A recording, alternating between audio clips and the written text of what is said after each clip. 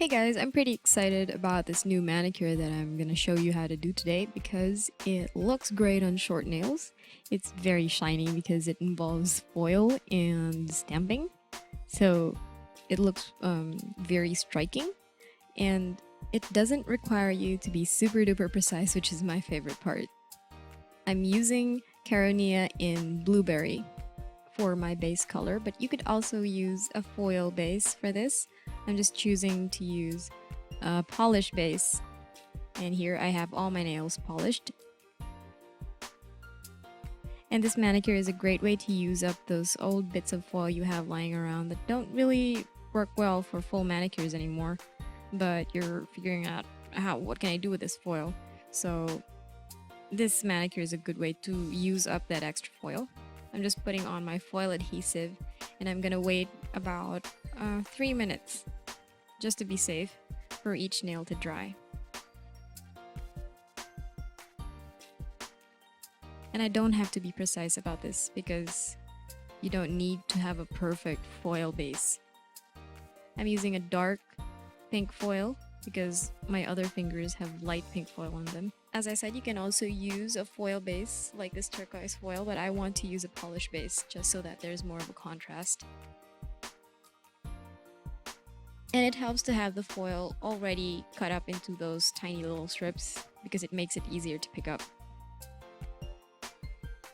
So here, the first method of applying the foil is I just put it on top of the nail, take a Q-tip and just randomly swab over it, and you're finished.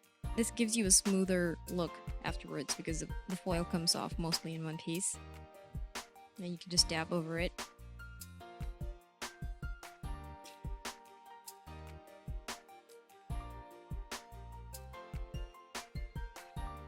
And the second method, which is more random looking, you just sort of pat the foil on top of the glue. And this gives you a more random appearance, but the foil doesn't look as smooth afterwards.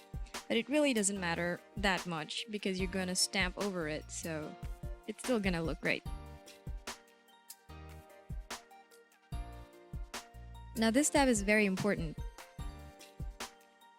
I put on a second layer of glue, of foil adhesive, on top of the foil. And what this does is it creates a layer over the foil and the next layer of polish you're going to put on top of it, and this stops the foil from crinkling up. Or well, it still crinkles up a little bit, but it really helps, and you'll see later on what I mean. So I'm just waiting for the foil to dry. Now it's clear, so that means it's dry. I'm going to put on a layer of base coat over it.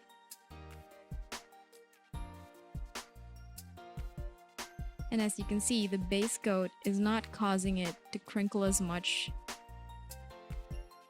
If I had put on a top coat, like a regular quick drying top coat, this would really cause the foil to crinkle up. So we don't want that.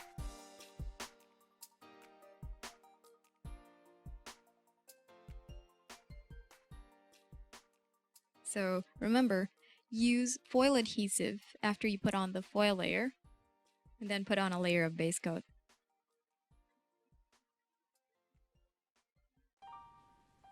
So it still crinkles up a little bit, but it actually smooths itself out afterwards. And it looks pretty smooth to me, so I'm happy with that.